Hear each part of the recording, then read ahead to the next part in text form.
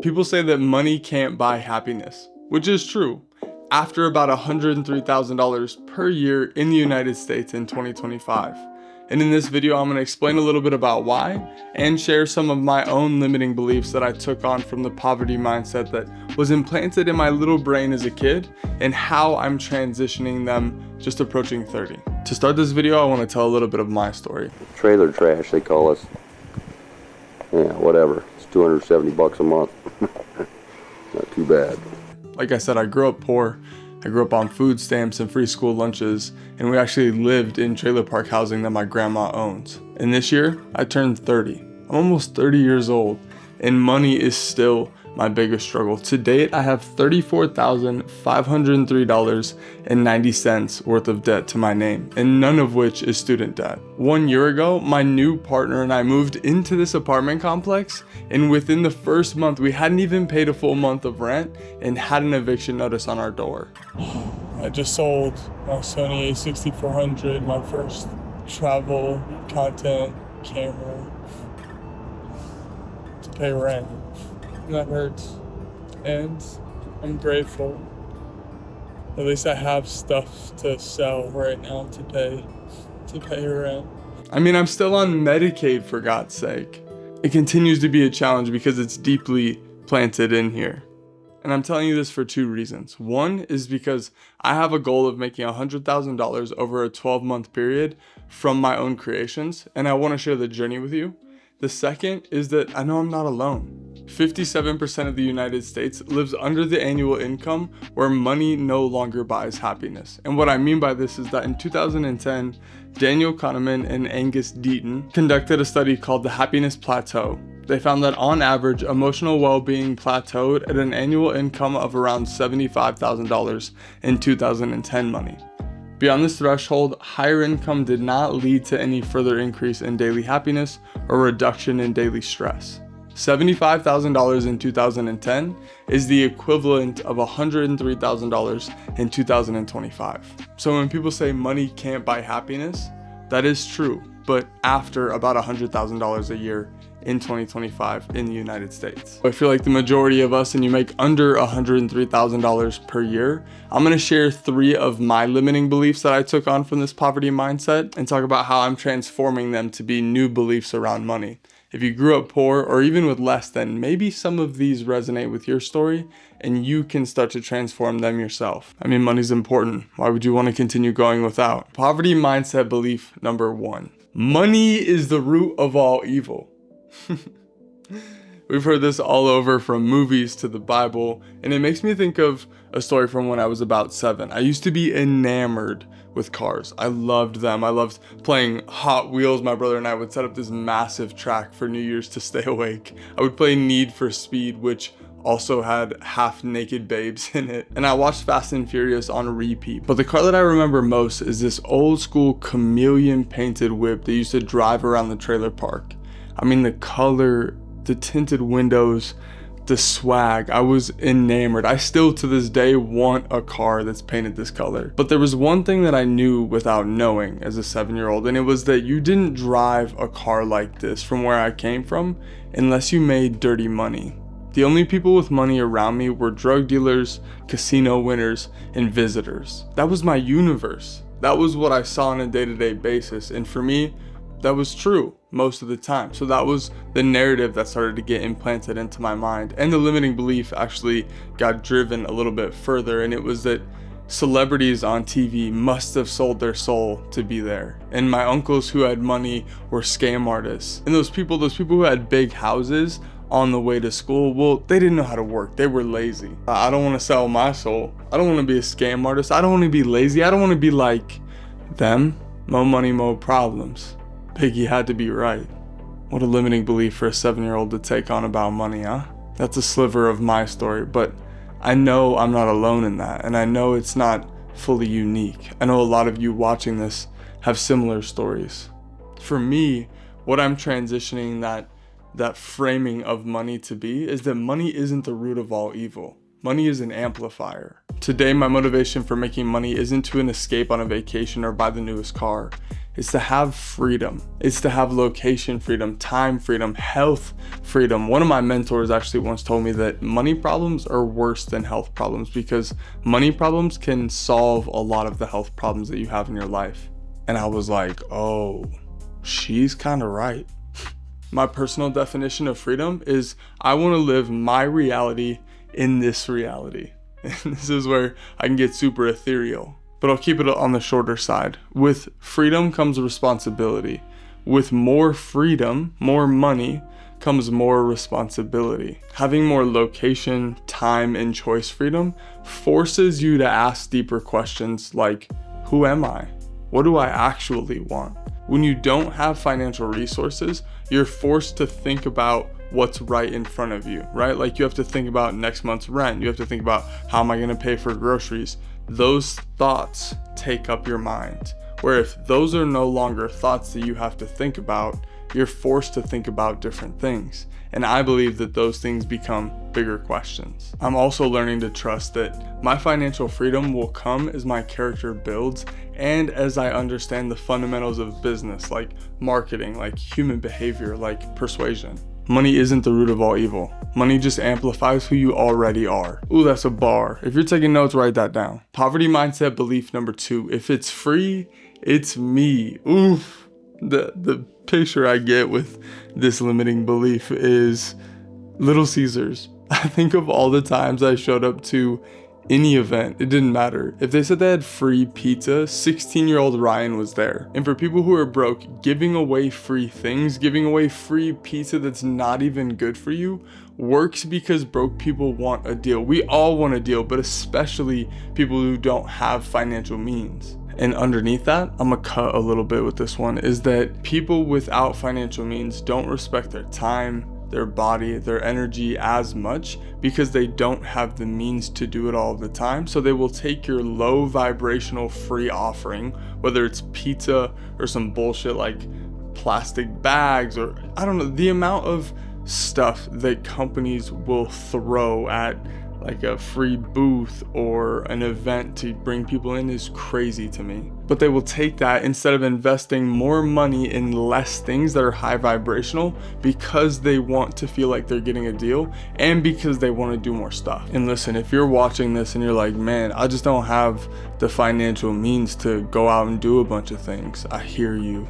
And my words for you right now are just stop taking the junk. Refuse to bring that into your temple, whether it's pizza or candy or milkshakes or whatever people are using as free lures to bring you into their thing. Just stop doing those things. Go for a walk at the park. That's free. Go do something that is better for your body, better for your mind, and saves you money. Which leads me to my new belief, and it's that spending money is an investment in my human experience. And to understand this a little bit, I just want to bring what money is into the conversation. Money is humanity going, you know what? We are bartering. You're trading me a book, and I'm giving you 3 apples, and we have to figure out what the value exchange is constantly on all these different goods. Humanity said, let's stop doing that. Let's create this other thing that we all mutually agree upon that has value. Today, it comes on our phone, we can tap, it comes on a card, it still comes on cash. But fundamentally, it's an agreement that this thing has value. So when I'm giving money to somebody, I've said, hey, this is something that I value. I'm going to do an energy exchange. I'm going to do a value exchange and give it to you in exchange for something that you're giving to me, whether it's a service, whether it's your time, whether it's a product, it doesn't matter. It's an exchange. And that doesn't need to be demonized. That's just a fact. So if you're exchanging for things that are of high value to you, high value to your body, that are adding life to your life, then you're saying, I have high value in money. But if you're not, and you're buying junk food and you're going to McDonald's and spending $7 instead of going and spending $7 of fruit at the grocery store, you're saying, I don't value this as much because I don't value myself as much. This is why money's so confronting. Money directly shows what you're valuing. It's a day-to-day exchange. It's a day-to-day energy exchange that shows what you value. That's confronting. That's a strong mirror. That's why it's so taboo to talk about money. I mean, shit, I even feel like I'm calling myself out in this video a little bit. I went and got pizza 2 nights ago, and I don't even know how I'm gonna pay rent in 2 months. That's real. I want spending money to be exciting. I want to be hyped to go pay $20 downtown for an acai bowl because I care about my body and I'm refusing to buy the $7 Big Mac at McDonald's. I want the $20 acai bowl. I want to spend money on things that are bringing life to my life. I want to be hyped to be like, yo, here's $2,500 for this online course that's going to be something that I directly apply to my life instead of spending hours scrolling through Instagram watching 213 different videos that all say the same thing that I'm not implementing. I want spending money to be dope. Spending money can be fun. Spending money is an investment. Spending money keeps me accountable to my word. Well, if I got myself all jazzed up, I feel like I'm ready to run through the wall or some shit, you feel me? I'm like looking at myself in the side. Yeah, never mind. Just making sure I stay in the video. All right, calm down. Poverty mindset belief number 3. Businesses are for profit where nonprofits are for people. I already called them out, so I'm just going to continue to call them out in my limiting beliefs. Walmart, 7-Eleven, Burger King, Walgreens, they thrive off of the lower to middle class. And what you may not realize is that their marketing is the same as basically every other business. You're unhealthy, try this. You want to find love, try this. You want to save money, try this. The difference is the product quality, the things that they offer their consumers are poor to average quality at best. All of these corporations are competing on price, which is a race to the bottom. It's a race to cut corners. It's a race to have terrible wages for your people who work for you. It's a race to the bottom for our environment and ecosystem. It means they have to play a volume game, which is why I could put 150 of my childhood home trailers in one Walmart. Competing on price is a race to the bottom. And because of that model, you take genuine care, you bottle it up, you bury it, and then you shovel Excel spreadsheets of profit analysis to cover the grave. I mean, for a real life example, I was at a funeral 5 days ago, and a woman who worked for FedEx for 20 years, over 20 years of her life, she said, yeah, they gave me some chocolates on my way out. She had just retired. She spent 20 plus years of her life and they were like, thanks.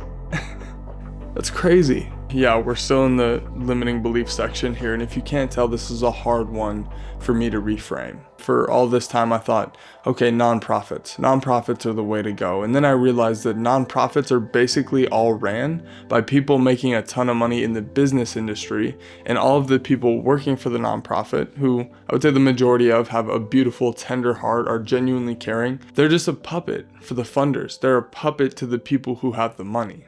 They have to do what the funders say or the nonprofit doesn't exist. Okay, so what's the reframe here? The reframe here is a bit of a chosen belief. It's that I believe I can build a business that makes a shit ton of money and cares about people. And to explain this, I want to explain business on a massive 30,000 foot lens. A business says, I have a product or service of value. The value is solving a problem that you have. And the product or service that I have is worth more to you than it costs me to financially deliver. That's it. That's a business. And as a business owner, you believe that you can find and communicate with enough people that have the problem that your product or service solves, that you can live on the financial exchange that is happening. Now, the only way that a business can care about people and care about profits is by not competing on price.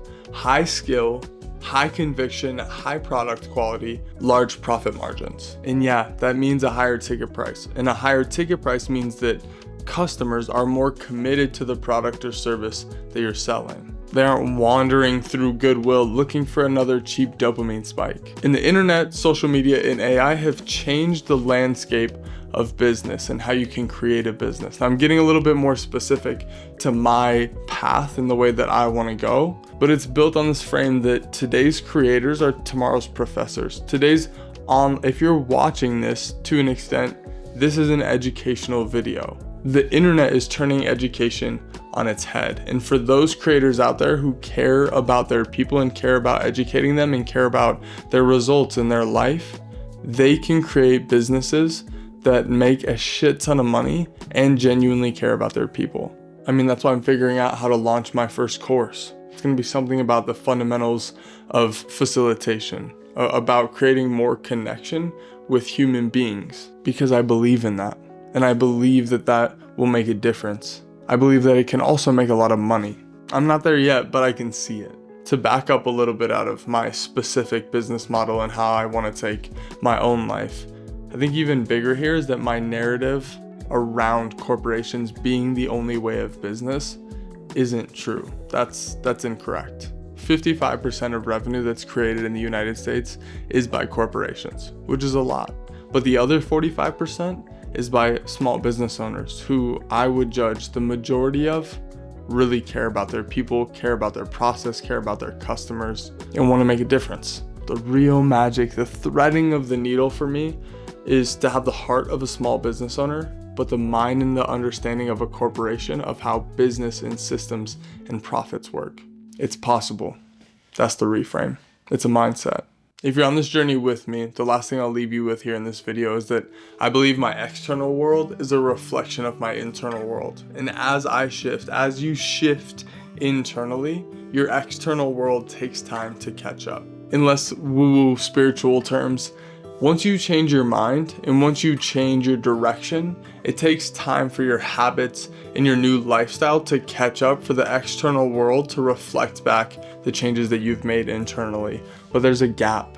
Don't let that gap discourage you. Continue believing, continue reframing, and continue creating the life that you want to live. It's going to take tears, it's going to take time, and it's going to take challenge. Growth is suffering. Muscles have to tear to be rebuilt. That's the way that life works. I know for me, I have $34,503.90 of debt to pay off and a life of creation to build. I trust it's happening internally, and I'm waiting for my external world to catch up. It's coming soon. If you want to dive deeper into your money stories and rewrite the narratives of demonizing dollars and create new narratives that say, no, actually I want financial freedom, I'm going to put 3 resources down in the description that have really helped me out a ton. One is $100 Million Offers by Hormozi, which has transformed the way that I think about business and offerings. And then 2 other YouTube videos that talk about the psychology of money. That's it for this one. I'll see you in the next one. Peace.